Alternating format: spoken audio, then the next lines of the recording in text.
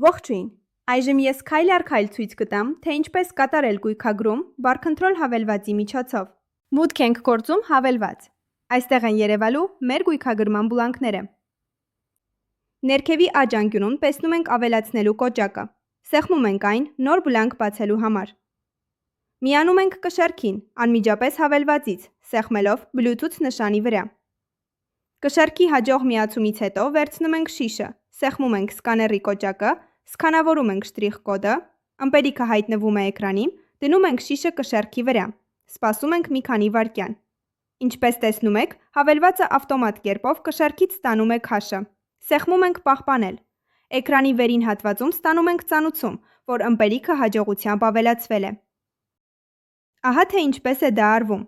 Կշեռքը դրված է հարթ տեղ, սկանավորեցինք, շիշը դրեցինք կշեռքի վրա։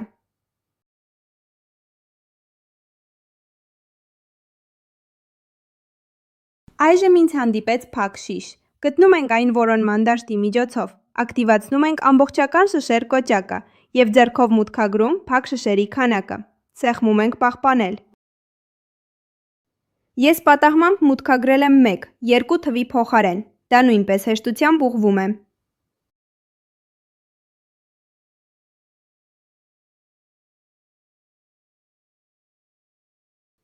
Նաև կարելի է ջնջել որևէ տող, եթե այն ամբողջովին սխալ է մուտքագրված եղել։ Ջնջելն արվում է նույն ճանապարհով։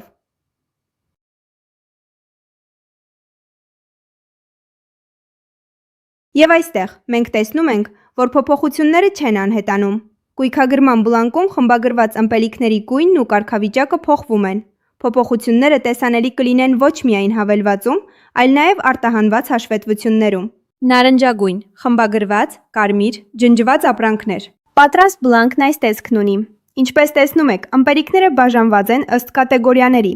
Բլանկը կարելի է արտահանել PDF և Excel ձևաչափերով։ Վերին աջ անկյունում տեսնում ենք ավարտելու կոճակը։ Սեղմում ենք և փակում բլանկը։ Բարքընտրոլում բլանկը փակելուց հետո մնացորդը խմբագրելու կամ ջնջելու հնարավորություն ևս կա։ Մտնում ենք փակված բլանկ և կատարում խմբագրում։ Նույն գործողություններն են՝ սլաք, հետո 3 կետ, խմբագրել կամ ջնջել։ Այս դեպքում նույնպես կարգավիճակն ու գույնը փոխվում են, ցուցադրվում է կապույտ գույնով։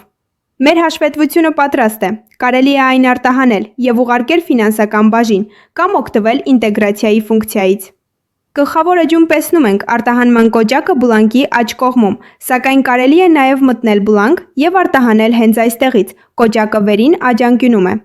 Կա 2 ձևաչափ և 2 տարբերակ՝ ստանդարտ և ընդլայնված։ Կարող ենք անմիջապես հեռախոսից ուղարկել հաշվետվությունը ֆինանսական բաժին։ Գույքագրումն ավարտված է։ Այժմ դուք գիտեք, թե ինչպես կատարել գույքագրում բարքընտրոլ հավելվածով։